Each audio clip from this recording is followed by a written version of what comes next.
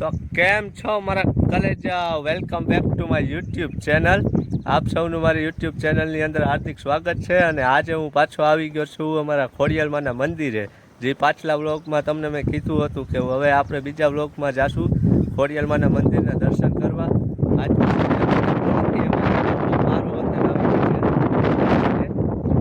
ચાલો બતાવું તમને આગળ. આ રહી ને એ પહેલી દરગાહ, જે પહેલા વ્લોગમાં મેં તમને બતાવ્યું. આ બસ એની થોડીક જ નજીક છે મંદિર. દલીવાળા આઈશ્રી ખોડિયાલ માતાજીનું મંદિર છે. મસ્ત મંદિર છે. ચાલો અંદર તમને થોડું બતાવું.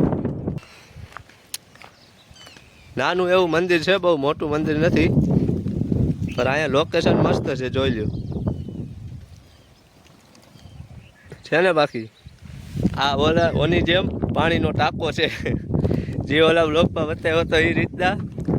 આ ઝાડવા થોડા ફૂંકાઈ ગયા છે, ઉનાળાનો સમય છે ને, એટલે થઈ જાય પાછા. ચોમાસું આવશે એટલે લીલું લીલું છમ. આ છે અમારા આઈશ્રી ખોડિયાર માતાનું મંદિર. હવે હું તમને દર્શન પણ કરાવી દઉં અંદર.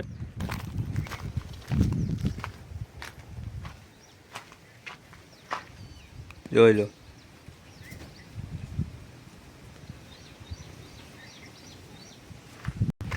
અને મેં કીધું એ પ્રમાણે ફોટા પાડવા ને વિડીયો શૂટ કરવા ને જોઈ લો લોકેશન. અહીંયા તો હવે તો પાણી પર ભરાઈ ગયું. આમ અત્યારે તો 5 વાગ્યા પછી તો ઠંડી ઠંડી હવા જ મળે, એમ બીજું કાંઈ નહીં. અહીંયા ઘણા લોકો જો એના લગ્નની કંકોત્રી ફૂલહાર ચડાવવા પણ આવે છે. આ તો અત્યારે પાણી સુકાઈ ગયું છે ને એટલે દેખાય છે, બાકી અત્યારે દેખાય નહીં. કોઈ મીઠાઈ બીઠાઈ ચડાવવા આવે. પાણી જોઈ લ્યો તમે, હાવ સાફ છે ને, બાકી એક નંબર. જોઈ લો લોકેશન.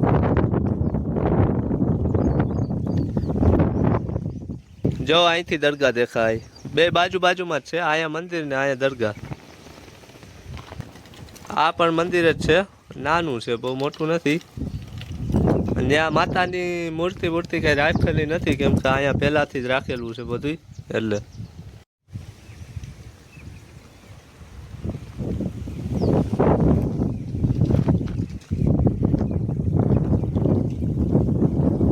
ચાલો હવે મળીએ પાછો થોડોક ટાઈમ લઈને ક્યાંક. હવે આના પછીનો વ્લોગ આવશે ને એ ક્યાંક બહારનો હશે, મજા આવશે એવો.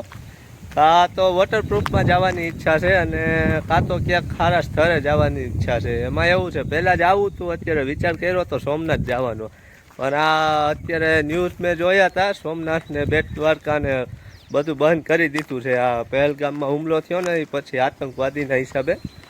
કાંઈ વાંધો નહીં, ખુલે પછી જાય આપણે મહાદેવના દર્શન કરવા, કેમ કે આપણે ત્યાં મહાદેવના ભગત એટલે જવું તો પડે જ, એમાં તો હાલે નહીં. ચાલો મળીએ આપણે.